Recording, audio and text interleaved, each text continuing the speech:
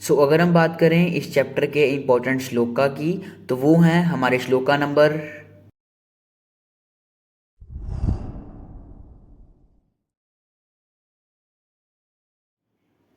Hello everyone, welcome to our channel. आज हम बात करेंगे वैदिक सुभाषित साहित्यम के चैप्टर 8 की, जिसका नाम है स्नान विधि विज्ञानियम।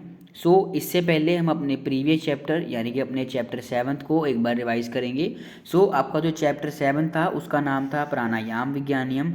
इसमें हमने बेसिकली वायु यानी कि वात दोष के बारे में बात की थी। इसमें सबसे पहले क्या बताया था कि जो हमारे सभी देवता हैं यानी कि हमारे ब्रह्म देवता, हमारे महादेव, ये वे भी स्वयं वायु से उत्पन्न हुए हैं। उसके बाद हमने वायु के गुण पढ़े थे, यानी कि इसमें हमने क्या पढ़ा था, वायु तंत्र यंत्र धर प्रवर्तक चेष्टा नाम उच्च वाचा नाम नियंता प्रणेता च मनसः सर्वे इंद्रियार्थानाम उद्योजकः सर्वे इंद्रियार्थानां विवोढ़ा आयुष्यो अनुवृत्ति प्रत्यभूत। इस श्लोक का अर्थ में क्या पढ़ा था हमने कि जो वायु है ये हमारे शरीर का धारण करने वाली है। प्रवर्तक चेष्टा नाम उच्च वाचा नाम, यानी कि हमारे शरीर में जितनी भी छोटी बड़ी चेष्टाएं हैं ये जो हमारी वायु है उसकी प्रवर्तक है। नियंता प्रणेता च मनस, यानी कि ये हमारी मन को नियंत्रण करने वाली है। उसके बाद है सर्व इंद्रियर्था नाम उद्योजक, यानी कि ये हमारी सभी इंद्रियों की प्रेरक है। सर्व इंद्रियर्था नाम विवोढ़ा, यानी कि जो हमारी इंद्रियां हैं उन इंद्रियों के जो अर्थ है उसको मन की तरफ ले जाने वाले हमारे वायु के द्वारा ही होता है। आयुषो अनुवृत्ति ते भूतः, यानी कि ये जो वायु है ये हमारे शरीर की प्राण धारण करने वाली भी होती है। एक बार नीचे इसकी हिंदी पढ़ते हैं। यहाँ पे क्या लिखा है, वायु शरीर रूपी यंत्र का धारण करने वाला, शरीर की छोटी बड़ी चेष्टाओं का प्रवर्तक, मन का नियंत्रक और प्रेरक है, सब इंद्रियों का भी प्रेरक है और सब इंद्रियार्थों को मन की ओर ले जाने वाला और वायु की निरंतरता का साक्षी भी होता है। उसके बाद जो आपका 5th श्लोक है उसमें क्या बताया था, यावद वायु स्थितो देहो तावत् जीवनम उच्यते मरणम तस्य निष्क्रांतिस्ततो वायुम निरोधयेत, यानी कि जब तक हमारे शरीर में वायु प्रेजेंट रहेगी तब तक हमारा जीवन पॉसिबल है। जब ये हमारी वायु हमारे शरीर से निष्कासित हो जाएगी यानी कि हमारी बॉडी से निकल जाएगी, तब हमारी बॉडी का नाश हो जाएगा, यानी कि हमारी बॉडी की मृत्यु हो जाएगी। उसके बाद लास्ट जो आपका श्लोक आपके एनसीएसएम के सिलेबस में गिवन है वो है, यथा सिंहो गजो व्याघ्रो भवेद वश्य शनि शनि तथैव सेवितो वायुरन्यथा हंति साधकम, यानी कि अर्थात इस श्लोक के अर्थ में क्या बताया है कि जिस प्रकार सिंह यानी कि हम शेर को, हाथी को और बाघ को धीरे धीरे अपने वश में करते हैं, उसी प्रकार हम अपनी वायु को भी धीरे धीरे अभ्यास करके यानी कि हमारे प्राणायाम करके अपने वश में कर सकते हैं, जिससे हमारी बॉडी का नाश ना हो और जो हमारी शरीर में वायु है वो नियंत्रित रह सके। एक बार नीचे इसकी हिंदी पढ़ते हैं। यहाँ पे क्या लिखा है, जैसे सिंह हाथी बाघ धीरे धीरे वश में होते हैं वैसे ही धीरे धीरे अभ्यास करने पर प्राण है, शीघ्रता करने पर वह साधक का नाश करता है। ये था हमारा चैप्टर 7। आई होप आपको चैप्टर अच्छे से समझ आया होगा। आज हम बात करेंगे अपने चैप्टर 8 की। नेक्स्ट हम बात करेंगे अपने चैप्टर 8 की, जिसका नाम है स्नान विधि विज्ञानियम। इसमें बेसिकली हम स्नानों के बारे में बात करेंगे, यानी कि स्नान के प्रकार, स्नान के स्थान क्या हैं, उसके लाभ क्या हैं, उसका फल क्या है और उसकी कॉन्ट्रा इंडिकेशंस क्या है। एनसीएसएम के अकॉर्डिंग आपका जो चैप्टर 8 है उसमें आपको श्लोका नंबर 12 और 13 को एक्सप्लेन करने के बारे में बताया गया है। वो तो हम करेंगे ही और साथ में जितने कोई इंपॉर्टेंट श्लोक हो गए वो भी हम साथ में कवर करते चलेंगे। आपका जो फर्स्ट श्लोक है स्नान का महत्व बताते हुए बताया गया है, नैर्मल्यम भाव शुद्धिश्च विना स्नानम ना युज्यते तस्मात् कार्य विशुद्ध्यर्थ स्नानम आदो विधीयते। अर्थात इस श्लोक में स्नान की महत्वता बताते हुए बताया गया है, स्नान करने से हमारे भावों में निर्मलता आती है, यानी कि नैर्मल्यम भाव शुद्धिश्च, यानी कि हमारे भाव हैं उसमें निर्मलता आती है स्नान करने से। तस्मात् कार्य विशुद्धि अर्थ स्नानम आदौ विधीयते, यानी कि जो हमारा शारीरिक और मानसिक स्थिति है उसकी भी शुद्धि हमारे स्नान के द्वारा ही पॉसिबल होती है। सो एक बार नीचे इसकी हिंदी पढ़ते हैं। सो नीचे क्या लिखा है, शरीर की निर्मलता और मन की भाव शुद्धि स्नान के बिना प्राप्त नहीं होती, अतः शारीरिक तथा मानसिक कार्य विशुद्धि के लिए सर्वप्रथम स्नान करना उचित होता है। सो ये था हमारा फर्स्ट श्लोक। उसके बाद थर्ड जो आपका श्लोक है उसमें स्नान के प्रकार बताए गए हैं। काफ़ी इंपॉर्टेंट श्लोक है। सो इसमें क्या बताया है, मांत्रम भूम तथा अग्नेय वायव्यम दिव्यमेव च वारुणम मानसम चैव सप्त स्नान अन्य अनुक्रमात्। सो इस श्लोक में क्या बताया है, मांत्रम भूम तथा अग्नेय, मंत्र यानी कि जो हमारे ऋषि मुनि मंत्रों का जाप करके स्नान करते हैं उसे हम मंत्र स्नान कहते हैं। भूम स्थान, भूम स्थान जब हम हमारे पृथ्वी की जो मिट्टी है उसको शरीर के ऊपर मलते हैं, सो उससे जो स्नान होता है उसे हम भूम स्नान कहते हैं।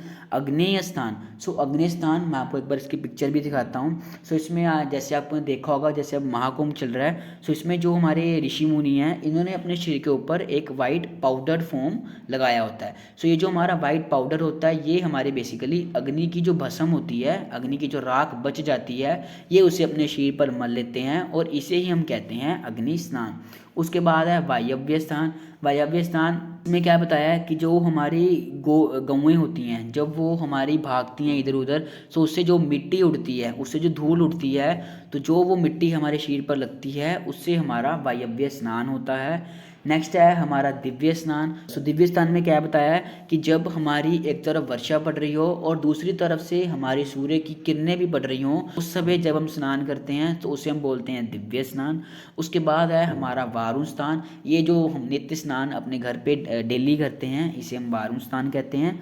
और लास्ट बचा है हमारा मानस स्थान। सो इसमें क्या बताया है कि जब हम अपना एकांत में बैठ के आत्मचिंतन करते हैं सो उससे जो हमारा मन की शुद्धि होती है इसे हम बोलते हैं मानस स्नान। सो ये जो हमारे स्नान बताए गए हैं इसे हम बोलते हैं सप्तविध स्नान। तो इसमें क्या आता है, मंत्र, भूम, अग्नेय, वायव्य, दिव्य, वारुण और मानस, ये हमारे 7 प्रकार के स्नान हमारे आचार्यों ने बताए हैं। सो आई होप आपको ये सारे स्नान अच्छे से समझ आए होंगे। उसके बाद नेक्स्ट आपको स्नानों के स्थान के बारे में बताया गया है कि हमें किस स्थान पर स्नान करना चाहिए। सो यहाँ पे क्या बताया है कि हमें तीर्थ स्थान के पास, नदी के पास और तालाब आदि के पास सदैव स्नान करना चाहिए। और स्नान हमें सदैव ठंडे पानी से करना चाहिए, गर्म पानी का हमें उपयोग कम से कम करना चाहिए। नेक्स्ट आपको स्नानों के गुणों के बारे में बताया गया है। सो इसमें क्या बताया है, नित्य प्रति स्नान करने वाले को बल, रूप, स्वर और वर्ण की शुद्धता आती है। स्पर्श, गंध, शरीर स्वच्छता, मुख श्री, तारुण्य और सुंदर स्त्रियां, ये 10 लाभ प्राप्त होते हैं। सो उसके बाद नेक्स्ट जो आपका 12th श्लोक है आपके एनसीएसएम के सिलेबस में गिवन है। सो ये हम हमारे स्नानों के गुणों के कंटिन्यूशन में ही है। सो इसमें क्या बताया है, स्नानम नाम मन प्रसाद जननम, दुख स्वपन विध्वंसनम, शौचस्य आयतनम, मल अपहरणम, संवर्धनम तेजसः, रूपोद्यकरम, रिपु प्रमंथनम, काम अग्नि संदीपनम, नारीनाम च मनोहरम, शमहरम स्नाने दशते गुना। तो सबसे पहले आप अपनी बुक में एक बार ये जो नीरा नाम है इसको काट करके नारी नाम कर लें। उसके बाद ये जो आपका ऋतु प्रमंथनम है इसको त को काट कर प कर लें, यानी कि यहाँ पर आएगा रिपु प्रमंथनम। सो इस श्लोक के अर्थ में क्या बताया है कि जो हमारा स्नान है, स्नान करने से हमारे शरीर में प्रसन्नता आती है, मन हमारा प्रसन्न हो जाता है। दुख स्वपन विध्वंसनम, यानी कि दुख और दुख का विध्वंस होता है, यानी कि दुखों का नाश होता है और स्वप्नों का भी नाश होता है। उसके बाद है शौचस्य आयतनम, यानी कि शरीर में पवित्रता आती है। संवर्धनम तेजस, यानी कि जो हमारा शरीर है उसमें हमारा तेज प्रकाशित होता है। रूपयोदकरम, रिपु प्रमंथनम, काम अग्नि संदीपनम, यानी कि इससे जो हमारी काम अग्नि है इस वृद्धि होती है।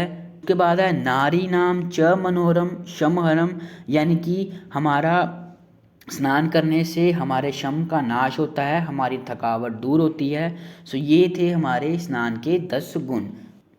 सो एक बार नीचे इसकी हिंदी पढ़ते हैं। यहाँ पे क्या बताया है, स्नान मन में प्रसन्नता उत्पादक, दुख स्वपन नाशक, पवित्रता का अधिष्ठान, अपवित्रता का अपहारक, तेजवर्धक, रूपवर्धक, शत्रुनाशक, काम अग्नि दीपक, स्त्रियों का मन हरण करने वाला और थकावट को दूर करने वाला होता है। ये सभी स्नान के 10 गुण बताए गए हैं।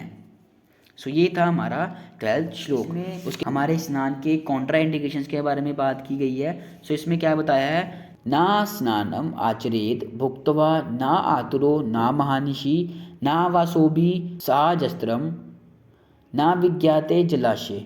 अर्थात यहाँ पर क्या बताया है, ना स्नानम आचरेत भुक्त्वा, यानी कि भोजन करने के बाद हमें स्नान नहीं करना चाहिए।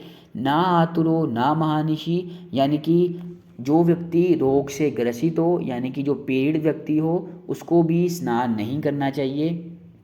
ना वसोभी सहस्त्र जन्म, यानी कि मध्य रात्रि में लेट नाइट भी हमें स्नान नहीं करना चाहिए। सहजस्त्रम, यानी कि बहुत सारे कपड़ों को पहनकर भी हमें स्नान नहीं करना चाहिए। ना विज्ञाते जलाशय, लास्ट में क्या बताया कि जो हमारा जिस जगह के बारे में हमें पता ना हो, उस जगह पर हमें, अज्ञात जगह पर हमें स्नान नहीं करना चाहिए। सो ये था हमारा चैप्टर। सो अगर हम बात करें इस चैप्टर के इम्पोर्टेंट श्लोका की, तो वो हैं हमारे श्लोका नंबर 13 और 3, जिसमें हमने स्नान के कॉन्ट्रा इंडिकेशंस और स्नान के प्रकारों के बारे में पढ़ा। तो मोस्ट ऑफ द टाइम आपके एग्ज़ाम में इन्हीं 2 श्लोकों से डायरेक्टली क्वेश्चन पूछा जाता है। तो आपको ये 2 श्लोक अच्छे से करने हैं। बाकी हम अपने चैप्टर 8 को यहीं पे ओवर करते हैं। So thank you so much.